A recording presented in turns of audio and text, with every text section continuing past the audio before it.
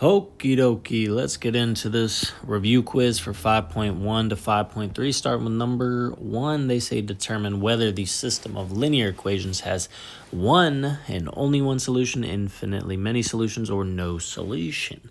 So we basically just act like we're trying to find the solution and see what situation we get ourselves into. And then we'll talk about the differences along the way. So the way I would approach this is probably by...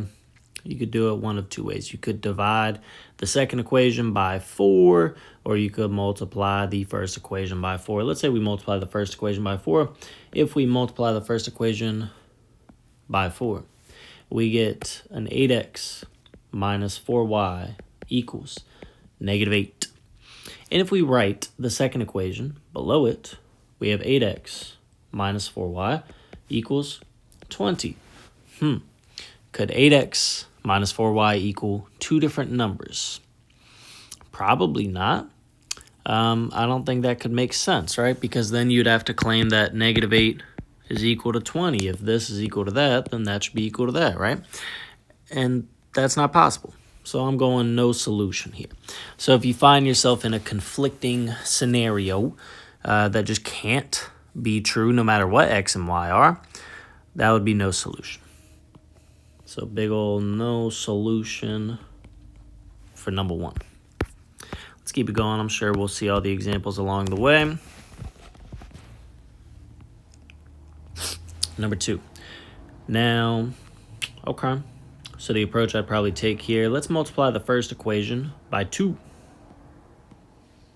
Again, multiplying all the terms by a 2, we get 2x, 4y, and 30. We're going to write the second equation right below it. We'll have 2x minus y equals 5. Now, the nice thing is we have some matching terms here. We have the 2x and the 2x. So we're going to subtract these terms from the first equation. So subtracting the second equation from the first equation, 2x minus 2x is 0. 4x minus a negative y, that'd be plus y, so that'd be 5y. I'm going to get rid of the 0 here, so we have just 5y. And then again, we have 30 minus 5. Make sure to distribute that. We're subtracting the equation from the other equation. So we get 25. And this allows us to solve for a particular y value. So we divide by 5, we get y equals 5. And then you could always plug that into one of the original equations. Let's say this one here, and solve for x. So you could do 2x minus y, so 2x minus 5 equals 5. Add 5, you get 2x equals 10.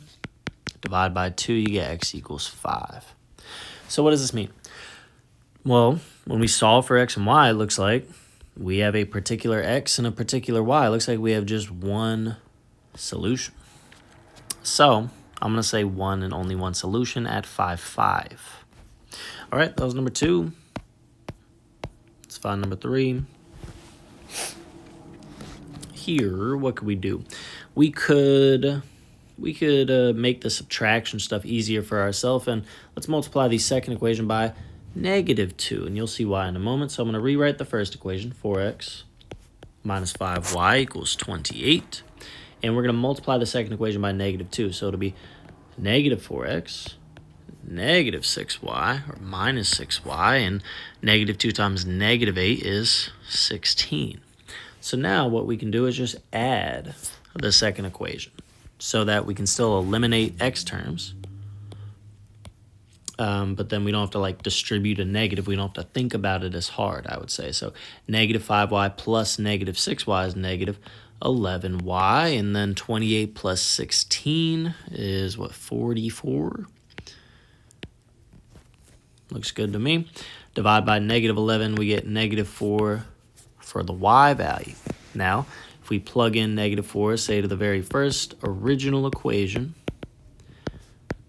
we have 4x minus 5 times negative 4 equals 28. We can say 4x, I'll go one by one here, 4x plus 20 equals 28. 4x equals 8 when we subtract the 20. Divide by 4, you get x equals 2. Once again, looks like we just found one solution, 2, negative 4. Okay, that was number 3. Here's number 4.